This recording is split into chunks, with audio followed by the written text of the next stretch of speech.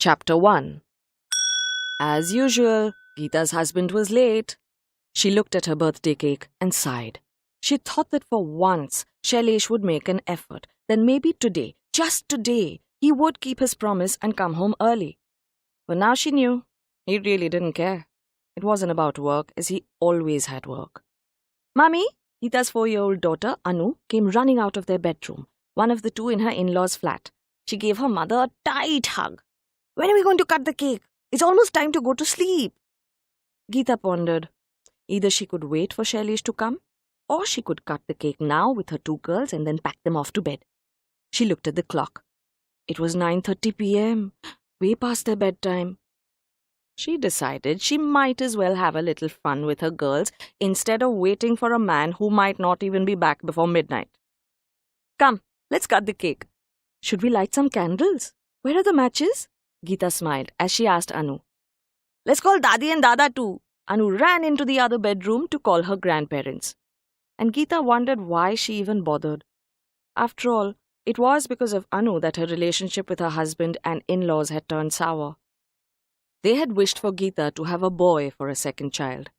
Renu, their firstborn, was then 6. But she had another girl. And when the doctor had told her, she was overjoyed. A sister bonding was exactly what she wanted for Renu. But her in-laws had refused to even hold Anu, much less distribute sweets to the neighborhood, as they had done when Renu was born. Now Geeta refused to try for another child. She had secretly gone on the pill to avoid another pregnancy. The idea had come from her close friends in the Sapphire Towers Society, who had brought her the packet and told her to start taking it 40 days from Anu's birth. Thank God for those women, she thought. Otherwise, she would have gone completely mad in this building complex that sometimes felt like a prison. Anu dragged her grandparents out of their bedroom for the cake cutting. Geeta shouted for her elder child, Renuka, to come as well. She came, playing a game on her mother's mobile phone. Mama, how old are you? Asked Anu. Silly, said Renuka. You never ask a woman her age. She had the smirk of a Didi that said she knew better. Renu was tall for her age. Her athletic body outgrew clothes faster than Geeta could afford to buy new ones.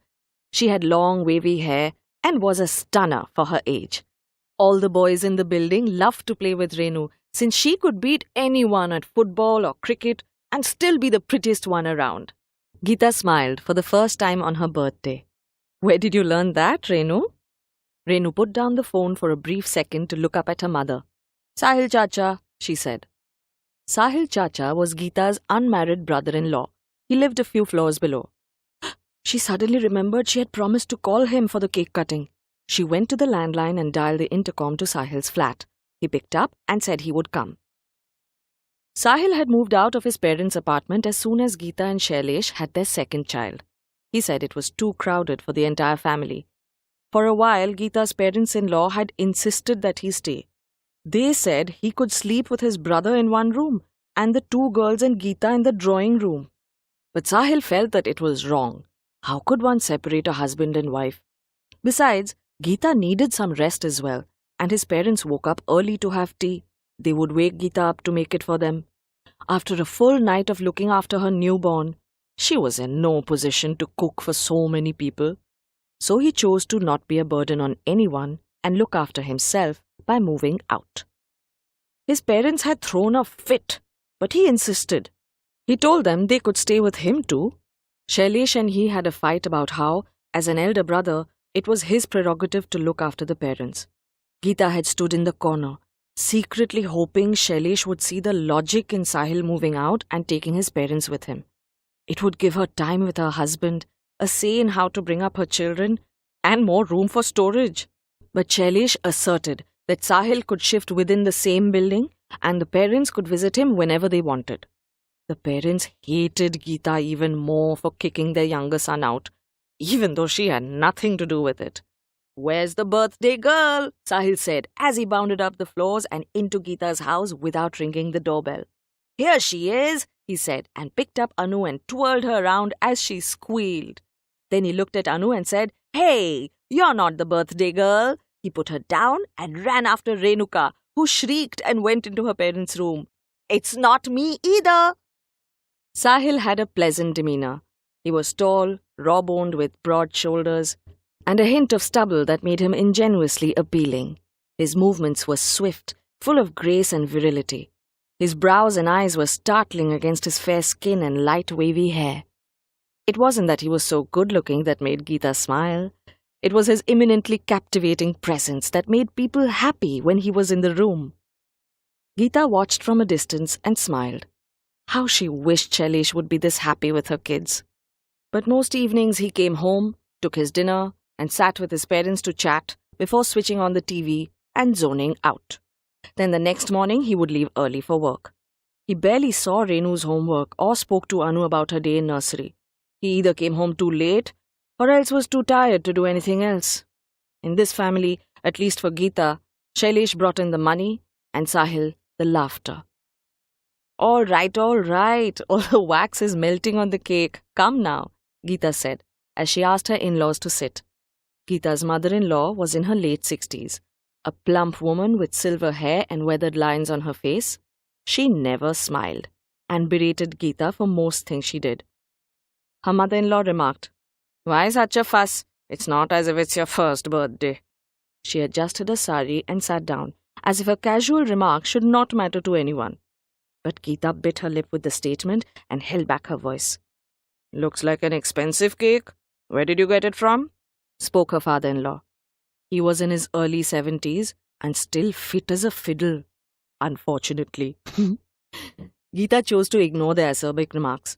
She knew by now that holding her tongue was better than falling into a full-blown fight in front of her children. It only left them traumatized and Geeta in tears. And by the end of it, they wouldn't have changed their opinion at all. "Mama, I want to blow out the candles," said Anu. Geeta put her in front of herself, near the cake. She held Renu to one side and they all blew out the 6 candles on the cake. "Why are there 6 candles?" Sahil asked, though he already knew the answer. Geeta gave him a warning look from the corner of her eyes. "Because Mama has turned 6, Anu said proudly. Geeta laughed as she adjusted the red dupatta on her new Biba salwar kameez. Renu cut the cake and fed a small bite to her mother, and then to her sister and Sahil Chacha. She did not give any to her grandparents, and went back to the game on her phone. She said to Anu, "Because Mama has turned 33 today. See? 3 candles on one side and 3 on the other. 33. She left the party and went to her room. Geeta called after her, "Aren't you going to have a piece?" Renu replied, "No, I'll get fat." Sahil burst out laughing. His parents were shocked. "Have you been teaching her such nonsense?" Geeta's mother-in-law berated her. "Seeing how thin you are, she must also be wanting to go on a diet." Sahil came to her defense. "Geeta is naturally thin, Ma. She doesn't have our Gujarati genes. Renu must have learned this from her friends in school. Kids nowadays are smarter than when we were at their age." Geeta flushed and looked gratefully at Sahil. Her large expressive eyes widened when he surreptitiously winked at her when his parents weren't looking. Geeta served them a piece of cake each. Her mother-in-law said, "Give me a bigger piece. Why are you doing so much kanjusi?" Geeta replied, "You have diabetes. I don't want you to fall ill." Mrs. Patel didn't say anything and helped herself to a bigger piece. Geeta wiped her hands on the napkin that was kept on the table and looked at Anu. "Come on, brush and bedtime." "No," Anu complained. "Sahil Chacha has come. Can't we play a little longer?" She picked up the chocolate pieces from the sides of the cake and stuffed them into her mouth. Renu also whined from inside the bedroom. "I'm still waiting for Papa to come. He promised to see my score." "No," Geeta worked up a firm tone. "Tomorrow is a school day. We can show Papa your score in the morning, Renu. And Anu, Sahil Chacha will come back tomorrow evening again." The girls grumbled loudly, but in the end listened to their mother. They brushed their teeth and went to sleep in their respective places in the bedroom. Anu cuddled up to her mother on the master bed, and Renu covered herself with a sheet on the mattress on the floor. Geeta turned off the lights, and within minutes the 2 girls were fast asleep. She went into the bathroom and readjusted her clothes. A little chocolate had fallen on her white and red embroidered kurta, and she took a little water and rubbed it off. Then she covered her bright red dupatta over the stain and smoothed down her hair around her ears. She stopped for a second to look at herself in the mirror. She wasn't bad looking. Her quiet oval face was fair and delicate. Her slim waist, which flared into agile, rounded hips, could have made her a model. Instead, she chose to devote her life to her family. She applied some strawberry Vaseline that gave her lips a hint of red color and walked out of the bathroom. She turned on the nightlight and crept out of the bedroom. She saw Sahil still sitting in the drawing room and noticed that her parents-in-law were no longer around. She guessed they had retired to their own room. She gestured a question to Sahil. "How did you manage to put them inside their room so quickly?" Sahil whispered to her, "Simple. I told them they were missing an award show on TV." Geeta smiled with gratitude. Getting a TV for her in-laws' room had made such a difference in her life. Sahil had gifted it to them for their 40th anniversary earlier this year. Now they could just go into their room and watch TV instead of sitting in the drawing room and looking over Geeta's shoulder every minute of the day. And they were glued to every award show that came over the weekends. Whew, what a relief the idiot box could actually be. Geeta took the seat opposite Sahil. Good housewives maintained a distance from all male members in the family, no matter how close they were to them. Even though Sahil had a great camaraderie with Geeta, she was always guarded around him. "Have you had dinner?" He smiled. "I ordered some chicken from Sagar's Shrot downstairs. I saved some for you, by the way. Just go down at lunchtime and gobble it up. You have the keys." Geeta shook her head. "I could have easily made something for you." "Thanks, but I'm tired of ghas-poos," said Sahil, referring to the pure vegetarian food that was made at home. Geeta wasn't allowed to cook or bring in any non-vegetarian items into the Gujarati house. But she and Sahil both loved eating non-vegetarian. Since he didn't have a cook, he would order from the nearby restaurant and she would occasionally join him for a meal. It was their food secret. She thoroughly looked forward to the impromptu luncheons with Sahil when she could gorge on all the meat she wanted. He continued, "Besides, it's your birthday. Why should you be cooking today?" "How is today different from any other day, Sahil? The kids still need their tiffin. Ma, Papa still need their meals. Who's going to do all this? A birthday doesn't mean I get a day off. It just means I'm a year older," Geeta said, looking melancholy. Sahil reached his hand across to gently pat her knee. "Hey, no getting upset on your birthday. Where's that lousy brother of mine? Didn't he give you a present at least?" Geeta shook her head and stifled a little laugh. Sahil could be funny. "Well, how about I take tomorrow off?" Sahil said. "You come over and we'll order some mutton biryani for lunch. The kids will be away at school and the maid can serve the parents' lunch." Geeta had a maid who came to clean the house and assist her in the kitchen. Sometimes she stayed back to serve the food as well and clean up after that. It was a great help as she didn't have to do the laborious menial household chores. "But don't you have work?" Geeta asked. Sahil dismissed her query with a quick wave of his hand. "I'll work from home in the morning and leave post-lunch. I just need to work on a presentation and send it through email. One of the perks of being the boss at a production house." Geeta smiled.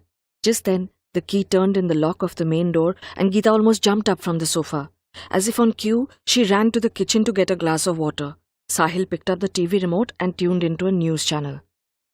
Even though they were comfortable with each other, it was an unsaid rule in Indian society that any other man besides a woman's husband could not be sitting alone with a wife while the husband was away. Geeta knew she needed to adhere to that. Shailesh entered and saw Sahil sitting there.